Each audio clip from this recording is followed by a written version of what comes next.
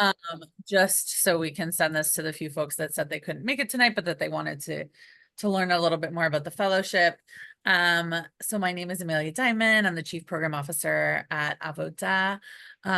Excited to be here tonight to talk a little bit about our Justice Fellowship, and to get a little bit of a sense of what we do at the fellowship. I'm going to start really briefly with what we call a yesod, which in Hebrew is in the tradition of Kabbalah and the Sefirot, is kind of the foundation, and it's what we start every Avodah program with. So we start every program with a foundational moment, and we're going to start with just like a quick moment where we just take a second. I know even if you're in Los Angeles, it's the end-ish of the day. For those of us on the East Coast, it is absolutely the end of the day. So we're coming to sort of like the end of our Thursday. We're getting towards the end of the week. We're getting towards Shabbat.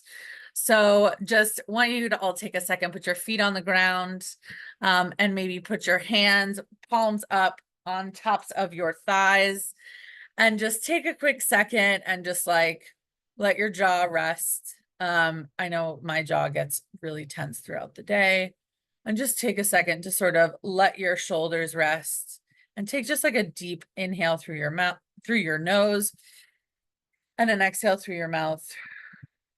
Welcome, Elizabeth.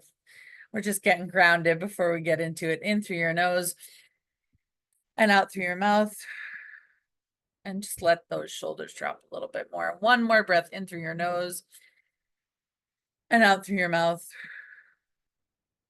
And then we're going to take 1 second to just like check in with yourself, and then don't press enter yet, but into the chat, put one word of like how you're coming into this learning space feeling right now. Doesn't have to be a good word, can just be like, how are you feeling right now? Don't press enter yet, but just type the word. And we're going to do a little waterfall moment. So just type the word into the chat, and then we're gonna, when I say 1, 2, 3, and then I'll say go. And when I say go, then we're all going to press enter. So type your word. What's the word? Because you just took a second to get in touch with your body and your brain. And then ready? 1, 2, 3, go. I didn't press enter, or my enter didn't work. So we have better, road weary, curious, energized. Love it. A little untethered. Love it. Love all of it. Bringing all of it in, calling all of it in. So what we're going to do tonight is a little bit of learning. We are in the month of Elul, the Hebrew month of Elul, which is the month where we return, where we spend time in deep reflection. So what we're going to do tonight is actually do a little bit of learning and reflection with our fellowship directors as a way of giving you a sample of what we do in the Avodah Justice Fellowship. Right now, we run the program in Chicago and New York, but we're in the process of thinking about where else to bring this program. So if you're coming to us from other places in the country, that's why you're here, because we're also excited to bring this learning not only virtually, but maybe other places in the world. And also just as a good opportunity to do some learning together. And then before we leave, we're going to have a chance for you to learn a little bit more about the program. And Emily is here as our recruitment director, and she's going to be able to answer some questions if you have them. So you'll get a taste of what we actually do, and then you'll get to learn a little bit more about the logistics. So you're going to get to learn with both of our fellowship directors, which is a treat. And with that, I will hand it over to Rabbi Aryeh. Thanks, Amelia. It's great to be here with everybody. So, in case you haven't heard, Rosh Hashanah is less than 2 weeks away, and that's sort of an eek. And, for all the pomp and the circumstance and all the poetry and memories that are associated with Rosh Hashanah, there's actually only one mitzvah, like one commandment in the Torah on Rosh Hashanah, which is to hear the sound of the shofar. And that itself is strange, because it's not like linked to a historical event like other holidays are linked to. And the shofar itself is so resonant of different emotions and feelings. So I want to open up. I'm curious, what is a primary emotion that you associate with hearing the sound of the shofar. You can just unmute yourself and share. We're an intimate group. If you have multiple ones, that's okay.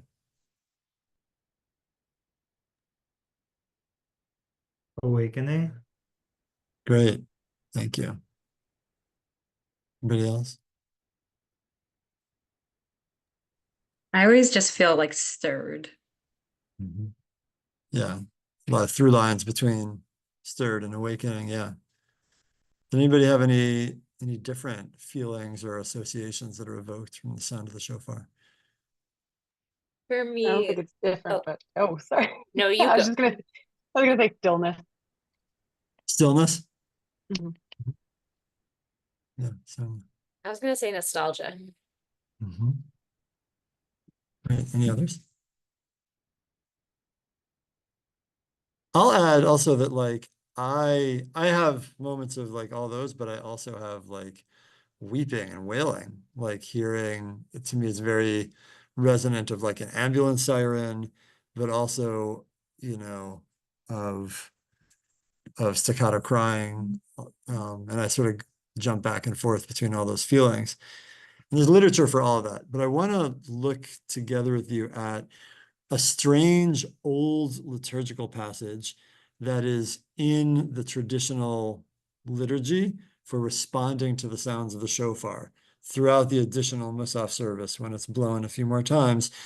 Right after it's blown, traditionally we say the following passage. So Emily will share the screen. Great. Can you blow it up a little bit, Emily? Great. Perfect. Perfect. Perfect. All right, so right here, the Rosh Hashanah liturgy, immediately after hearing the sound of the shofar. Somebody want to go off mute and read this passage in the English?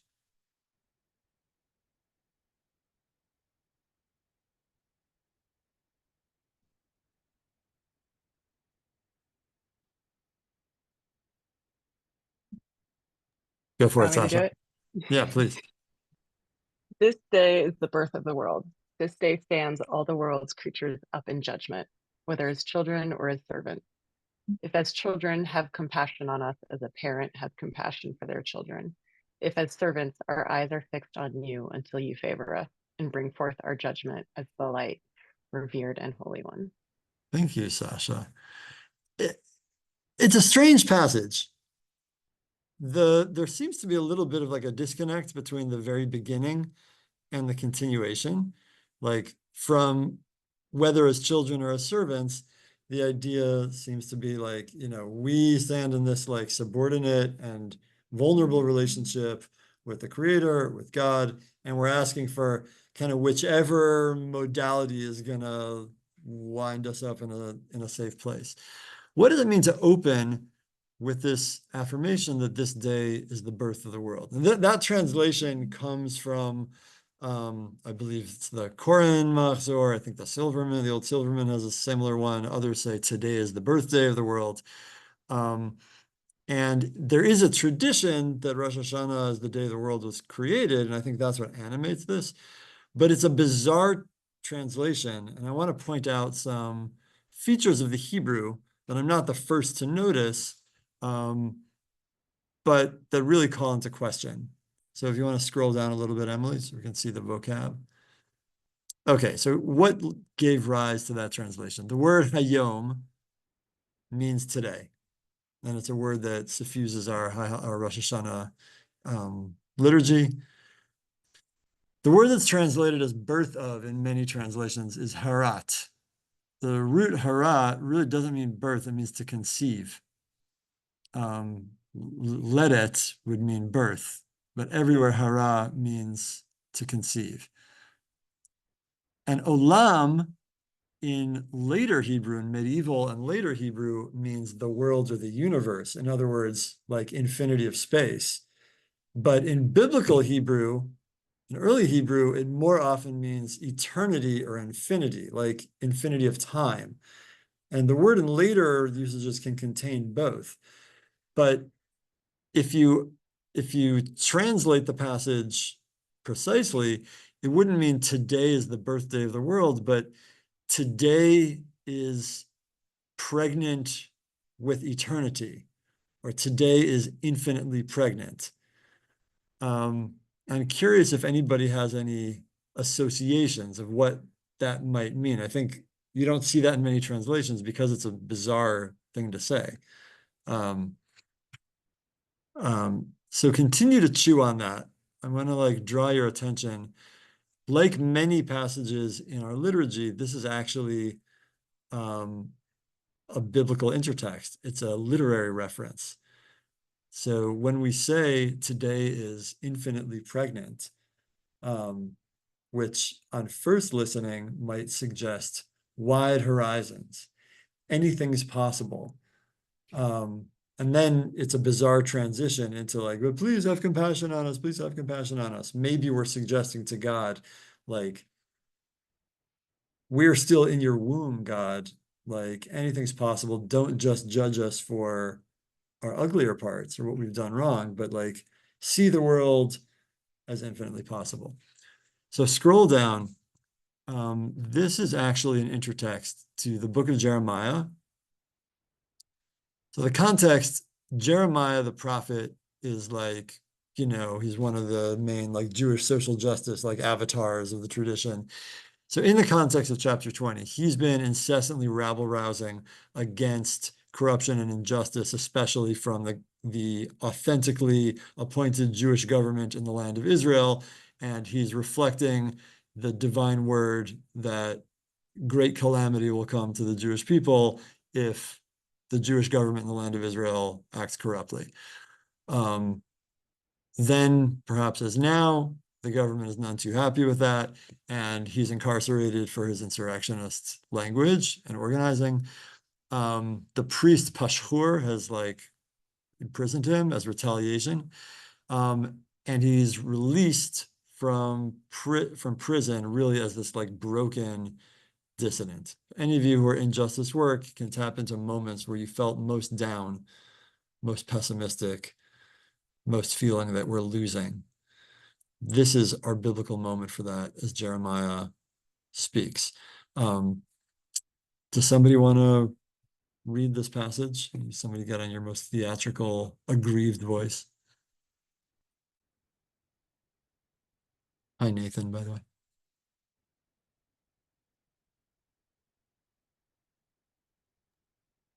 I'll do it. Thanks, Amelia. I have become a laughingstock all day. Everyone mocks me. Every time I speak out, violence and plunder I call out. For the word of God causes me disgrace and contempt all day, Hayom. Cursed is the day, Hayom, when I was born. A day on which my mother bore me should not be blessed. Cursed is the man who brought my father the news, saying, a baby boy was born to you, delighting him with such delight. Scroll down, Emily. Goes on a little further. Let that man be like the cities which God overturned remorselessly. Let him hear cries in the morning and wails truah at noon, because he did not kill me within the womb, so that my mother would be my grave and her womb eternally pregnant. Harat olam. Jesus. Okay, yeah, it's very heavy. And, certainly for those of us who have been touched in our families by stillbirth, it's very hard to read this passage. And it's like a point of immense pain for to see anybody having a death wish, as Jeremiah does in this moment, especially those of us who have been touched by suicidal ideations or having friends or comrades who have had that and deal with that. We know really how scary this is. And friends who have been touched or we've been personally touched by stillbirth. It's a very heavy and potentially triggering passage, but it's also dripping with pathos. And I think whether any of us is like in our moments of feeling down in organizing and justice work felt this degree of death wish, maybe some of us have, maybe some of us have not, but I think it's like something that we can envision, relate to, and think about, movement elders, movement leaders who are incarcerated tortured, beaten by the state. And it's in this context that this phrase that we were suggesting might have this positive valence of today's infinitely pregnant, today's infinitely possible. In Jeremiah's context, the origin of this phrase, eternally pregnant, for him means I wish I'd never been born. I wish I wasn't alive. It's better not to have been born. But notice that even in the expression of his death wish, he can't quite go all the way of just saying, I want to die. He can't avoid but articulating it in an idiom of possibility, that my mother was eternally pregnant. Gestation is rechem, is rachamim, compassion is a place of like being prepared for something greater. And our liturgy does something radical. It takes Jeremiah's articulation of despondence and hears it and validates it and recognizes it, but also combines it with another biblical text. By justice, a king sustains the land, but a fraudulent man tears it down. Melech b'mishpat ya'amid aretz. And connects these two sensibilities to shed a different meaning, even in our moments of deepest agony and suffering and pessimism. What would happen if we articulate that through wanting to go back to see the world as a place of ultimate possibility? Maybe the world just hasn't been born yet as we need it to be born, and that it's our justice work that is going to reflect the possibility to get there. I'll turn it over to Sonia to do some more reflecting. Okay, thanks, Arya. So hi everybody. I'm Sonia Alexander. I'm the New York Fellowship Director, and I'm gonna walk us through some contemporary texts that could build on the themes that Arya just shed light on through our ancient texts. And these are two texts written in moments of contemporary political despair by some of our modern sages, I would say. So I'm wondering if anyone would be open to reading aloud the first one. Can you reshare, Emily? Sorry, reshare that, because we're gonna stay in the larger group this time. Since we have a small. Oh, group. sorry. I said I was still Oh, you're sharing. fine. Oh yeah, it was for me actually. Oh, was it? Okay. Yeah. Are we Oh, back? I don't, yeah, there you are. There it is. Cool. Are other people seeing that? Yeah. Awesome. Okay. Anyone up for reading the first one? I'll read. Thanks, Emily. So, yeah, from Let's Build a Room for Hope by Miriam Grossman, October 2023. On Yom Kippur, I said, there is no point when we can give up. And what's more, we cannot wait until we are no longer grieving or numb. We cannot wait until we feel less broken, until we have no more doubt or shame or fear.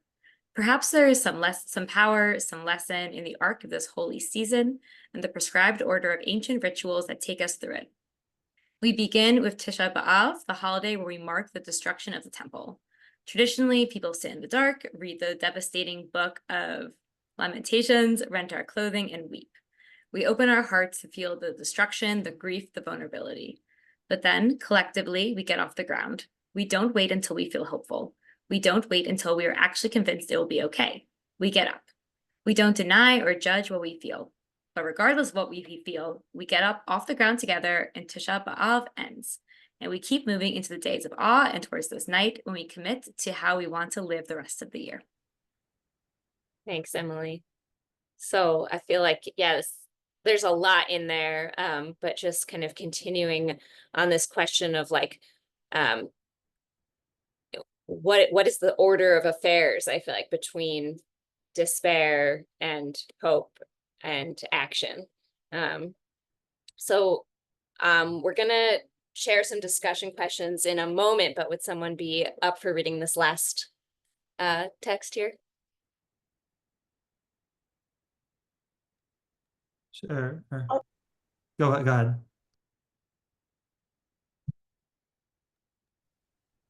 You should All read right. it. I already did it.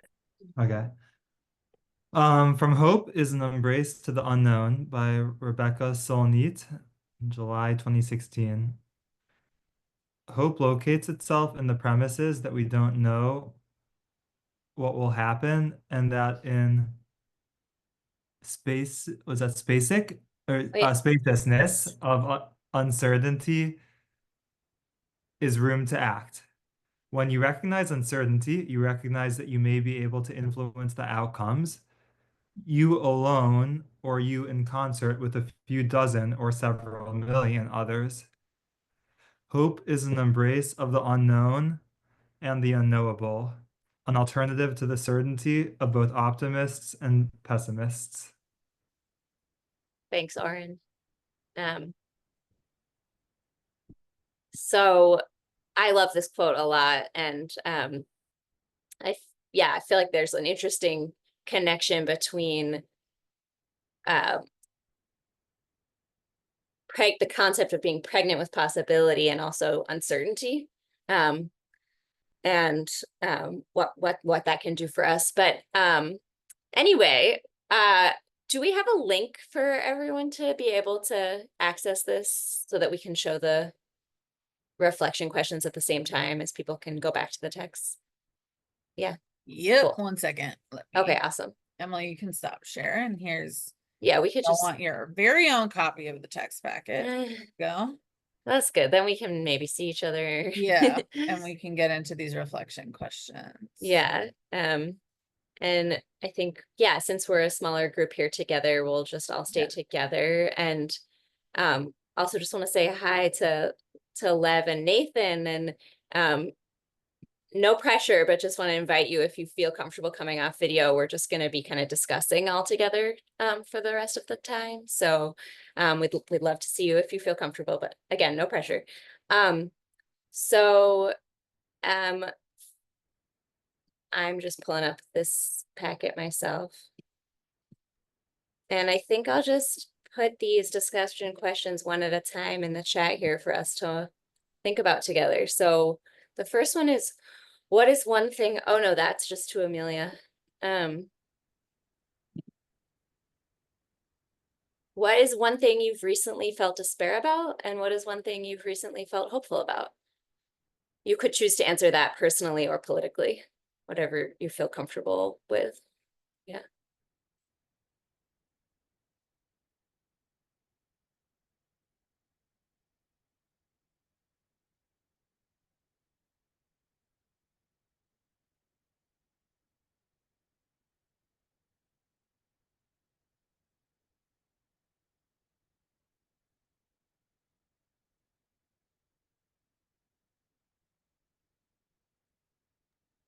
I felt a lot of despair that it seems like there's very little to no chance, although hopefully I'm wrong, for ceasefire hostage deal. And I felt hope that there's new chapters to my life beginning, and that some of them will be very positive. Thanks, Oren. Thanks for sharing.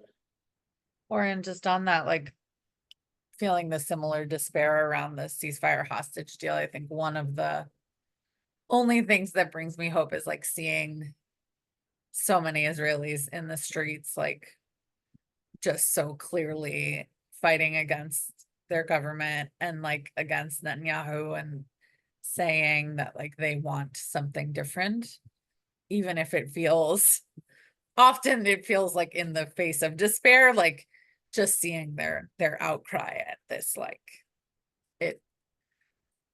it's the only thing that sometimes like makes me feel hopeful for them, and I have to carry that for them a little bit. Yeah, that's important to take stock of. It's definitely hundreds of thousands of them in some of the recent weeks. But yeah, I just fear that there's too many people, yeah, who have kept them in power, etc. Sasha and Nathan Lev, anything you're feeling despair about recently? Because I know you, I know the answers.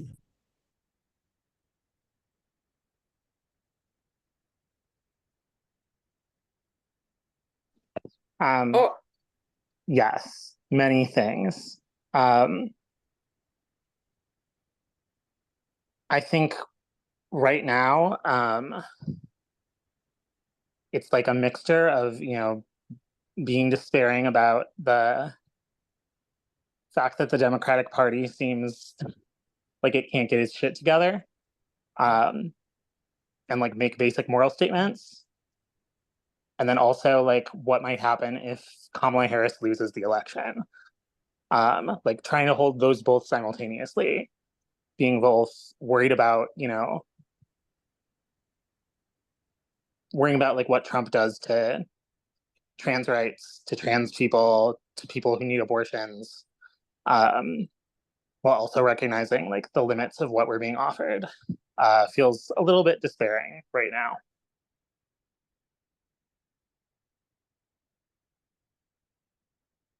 Thanks for sharing that, Nathan. Yeah.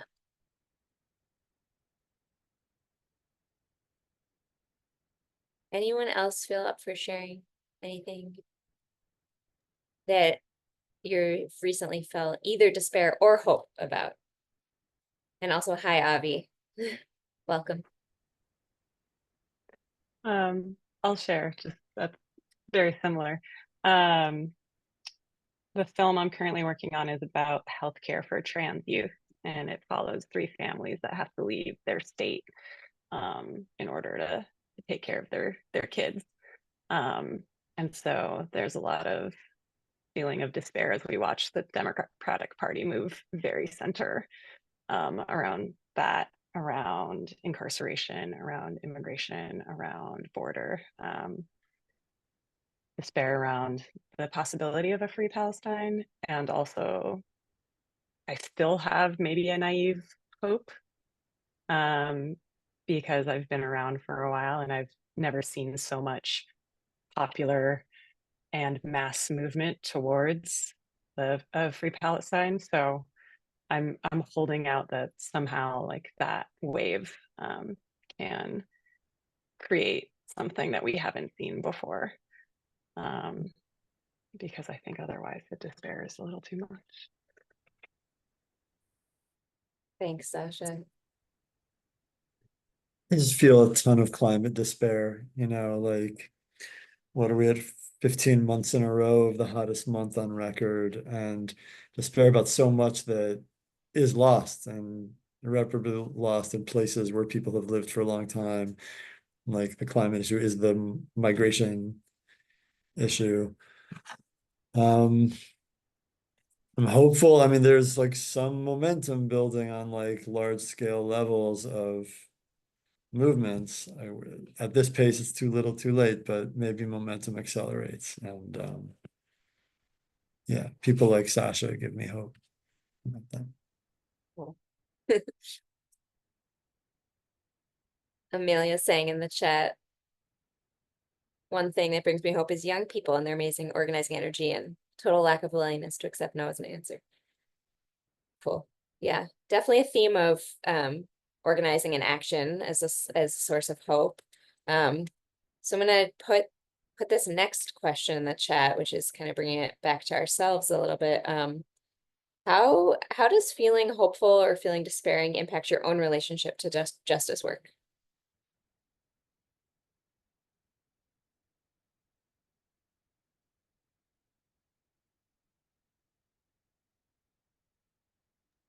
I think when I'm really in the despair place, I get really stagnant. I get very like just caught up in the spiral of nihilism, which is so unproductive. And when I can instead very intentionally like practice and cultivate hope, which I really saw in the 2 readings you pulled together, Sonia. I saw that idea of hope being something you have to really consciously choose.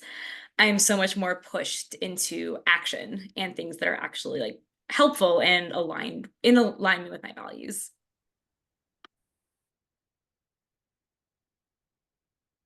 Thanks, Emily.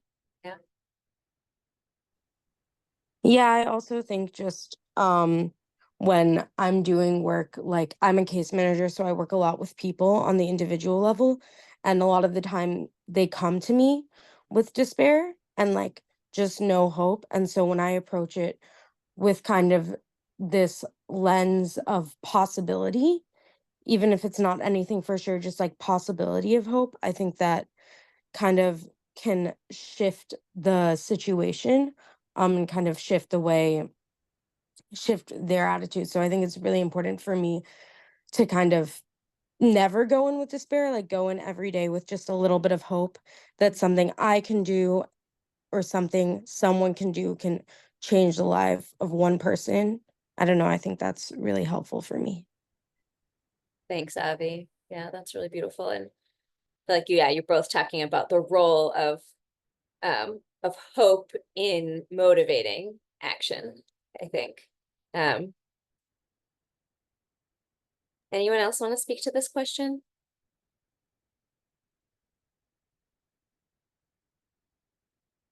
I sometimes feel like despair for me has its place, but it's dangerous to dwell on it. When I like don't give it space to breathe at all, I think I settle into a kind of like ennui, or like not accepting the gravity of what's happening, and like the despair feeling like I want to pass through it, and then once I've been able to give voice to it, kind of let myself metabolize that grief into anger. And that anger is actually feels to me like a more like a usable fuel, that it's not going to be constructive if I'm not able to also then like find other people who feel similarly and cultivate like the joy of solidarity and the joy of resistance and the hope that we reflect to each other. But often that hope for me does come from reflecting to each other.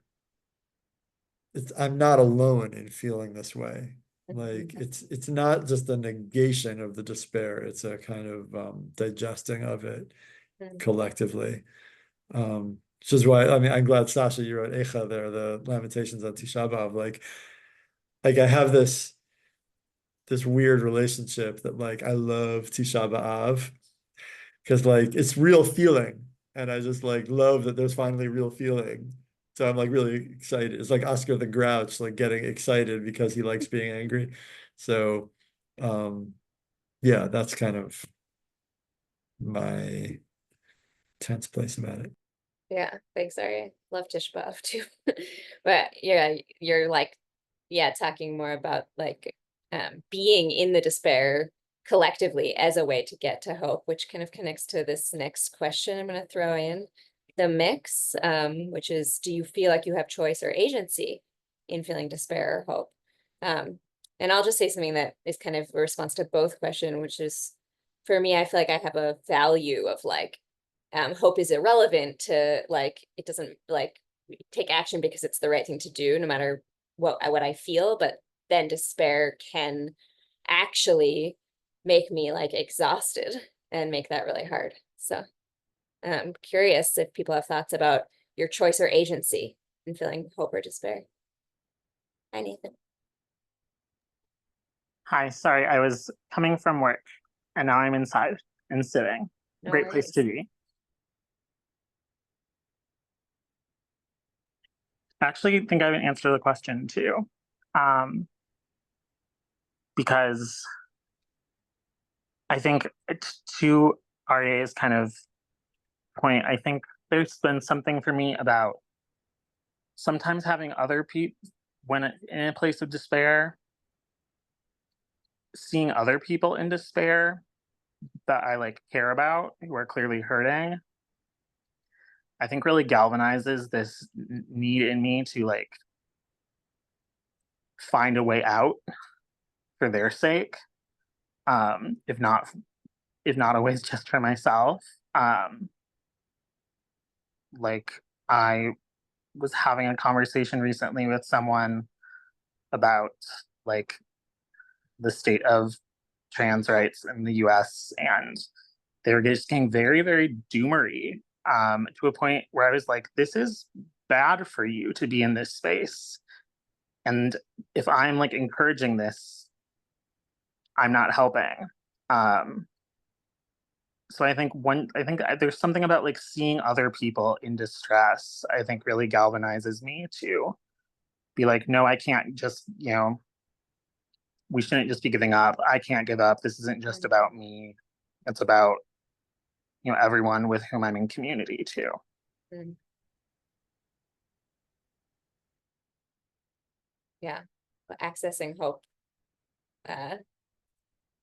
because of care for others and also as a way to support others. Yeah.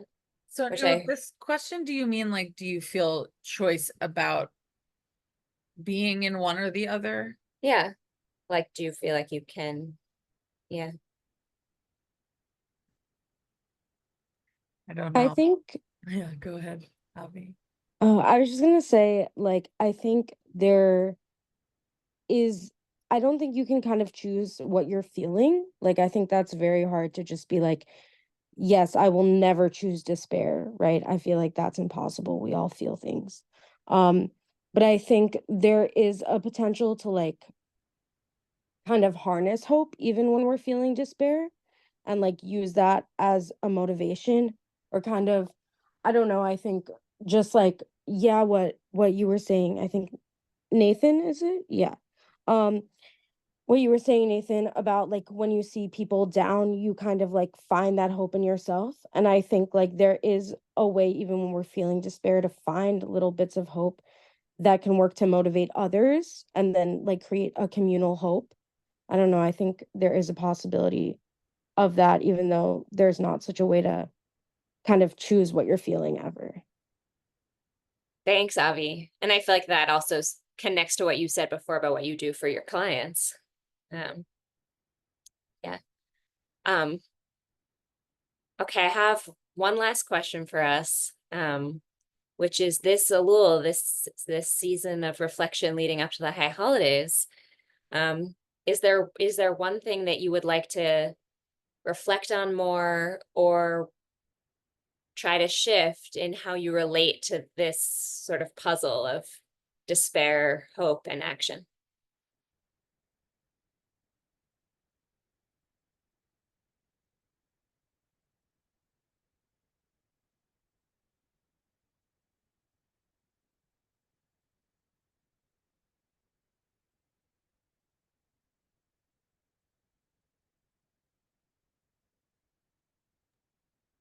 I'm really taking Nathan's, I put this quote in my journal, Nathan, you're now immortalized here, but about like visiting despair a little bit more because I have been in like a no, we can't, like it's forbidden to despair. I don't know, Arya who said it, which rabbi said it, which like is my mom's thing, which is part of our avoidance, patterns in my family, different conversation for a different day. But there's a lot of that. So I think I had a despair moment a few months back that was a very long one that went probably like 2 weeks, and it was very bad and it didn't feel good, and it was like political and personal, and it was just too long.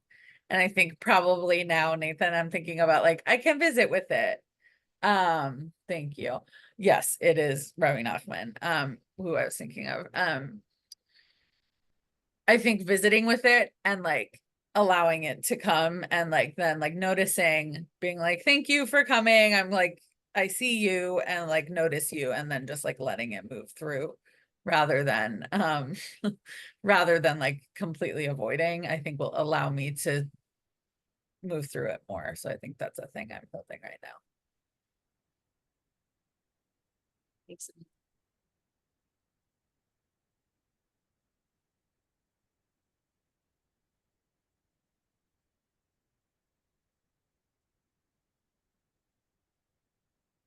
I think one thing I'm thinking of is like, tying this question to the last question about can we choose our emotions? And I think like, people with theatrical practices definitely are attuned to how to tap into real things that are part of what they're feeling, but might be latent, and like bringing them up and giving space.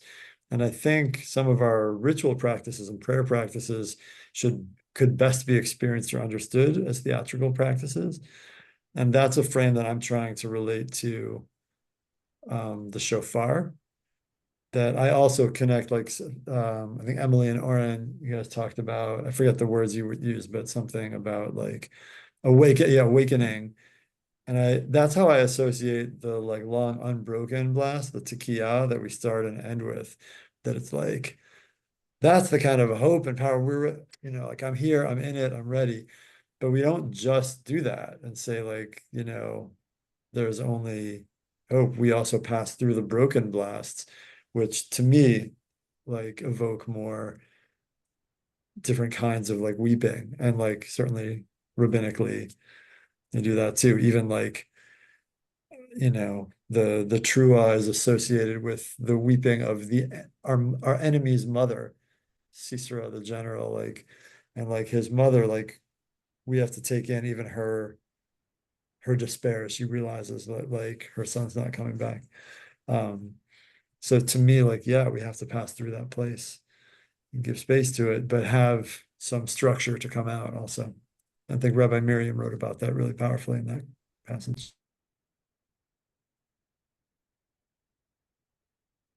Thanks, RA. Yeah. Anyone else want to say out loud something within all of this that you want to reflect on or shift this a little season? A little bit, maybe. Great. Yeah. That shofar thing kind of just threw me. So thank you for sharing that, Remaria.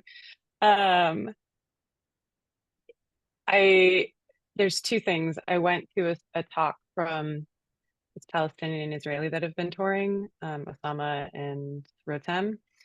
And I think it was Osama that said hope is a choice. When all these Americans in the room were pressing them on like, how do we fix this? Like when we're also like, we don't know what to do, like nothing's working, what's next? Like, and there was this like deep despair, which like put aside the American like chutzpah of asking the Palestinian and Israeli, like, how do we fix America to do something? But this idea that in the room that was there was just like, nothing's working, what's the point? And that like, how to shift folks out of that so they're not setting roots down in that space. And I don't have an answer for that, because I don't, other folks in this room that are in organizing spaces all the time, maybe you also get this question from people, like what's the point, what do I do next, like nothing's working. So how to meet people when they're in their despair moment, if maybe you don't have hope either, or don't know what the answer is. I think that's what's been in my brain. Good question. Thanks, Sasha.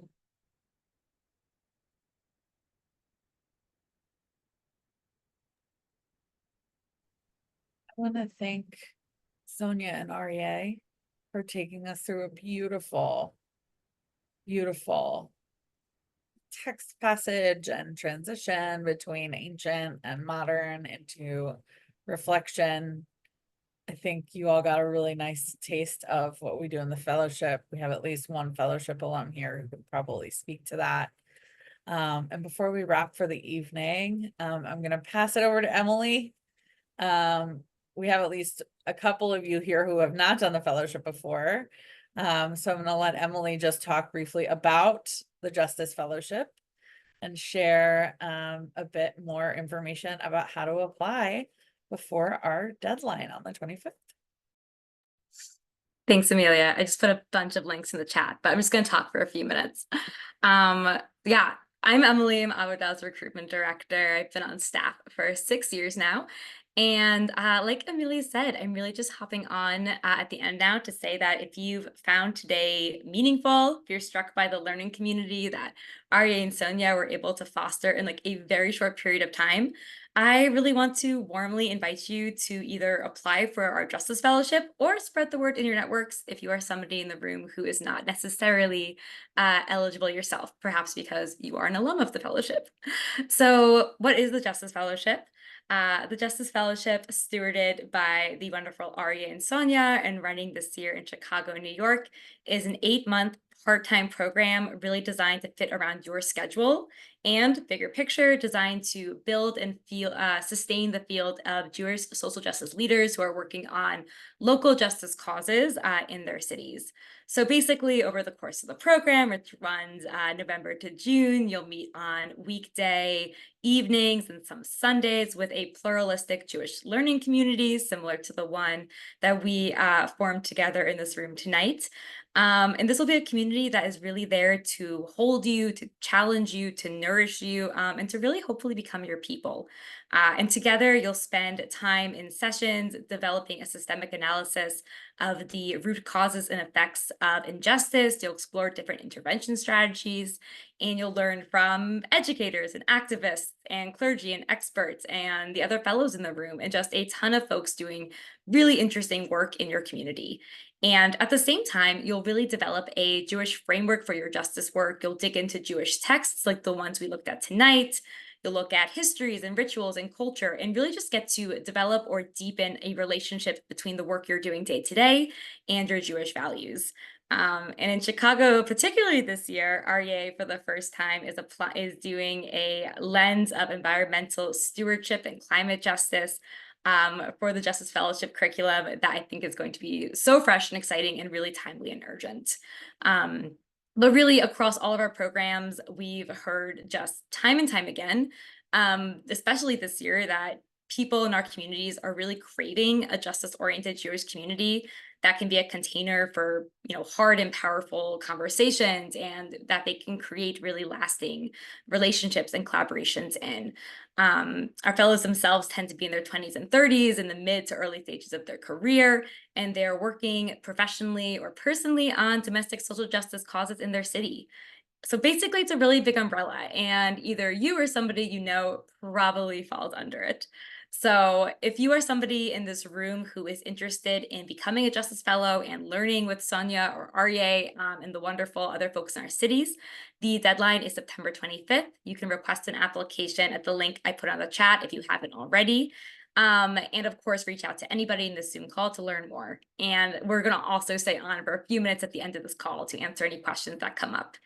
And if you're not eligible to be a fellow, if you are not in one of our current fellowship cities yet, or you're an alum, or you're just somebody who themselves has like a wide network, please, please, please take 5 minutes after this call and help us get the word out. You can nominate a friend. You can forward this email tomorrow when you get a recording of the session. Really, anything helps us reach folks who might otherwise not hear about us.